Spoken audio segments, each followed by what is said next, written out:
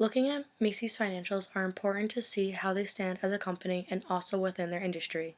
Here's a chart of three liquidity ratios over the past 4 years. Looking at the quick ratio, this is more conservative compared to the current ratio due to excluding the merchandise inventory account. These accounts that are calculated are easy cash or cash equivalents. Macy's has a quick ratio of 0.37.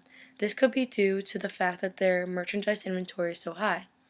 It takes up 25% of all assets, which could mean that they do not have enough liquid assets to offset their current debt of $5.5 million. Looking at this trend, within all three ratios, they have all decreased in comparison of the past 3 years.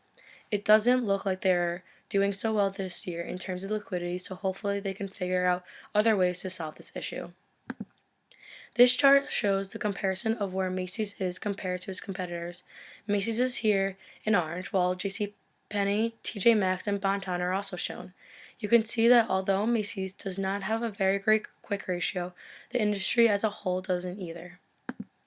Leverage ratios. First, looking at the debt to total assets ratio, this shows us the percentage of total funds that are provided by the creditors. Macy's debt ratio is 74%. This is extremely high, and if Macy's takes on any more debt to get over 100%, that would mean they have more debt than assets. Another ratio that we looked at is a debt to equity ratio. On the balance sheet, there is 74% in debt and only 25% of equity. And after doing the calculations, you get 2.99, which is 299%. This ratio shows how much debt Macy's is using to finance their assets compared to the amount of shareholders' equity. You can see that they have been taking on debt very heavily, and this is a high risk for Macy's. The company must have a low debt to equity ratio, which indicates a strong balance sheet. The debt to equity ratio should not be greater than 20%. This looks like a big problem for Macy's. In this graph, it shows the comparison over the last 10 years of Macy's debt to equity ratio. After 2009, when it reached its highest point, it has been slowly decreasing until 2015 and is now currently going up from there. This graph is a comparison again to its competitors. Compared to most, they are just about even or a little bit above their debt to equity ratios, but individually, this is something Macy's needs to fix. Activity ratios. Macy's inventory turnover was 3.05. This means that throughout the year, they only turned over their merchandise 3 times. In this chart, it shows that the last 5 years of inventory turnover within department stores. The retail industry as a whole has been hitting hard, but in comparison, they are not up to par. The retail industry average is at 4.3, while Macy's is only at a 3.05. Another ratio that we looked at was a total assets turnover ratio.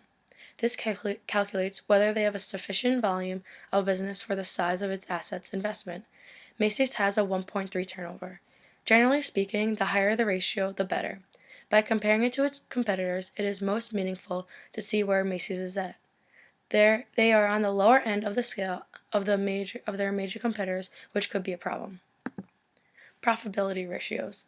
The best way to look at these ratios is to compare them to its competitors. Return on assets percentage. The higher the ROA, the better. Price to earnings ratio basically tells us how much investors are willing to pay for a share given the earnings that are currently generated.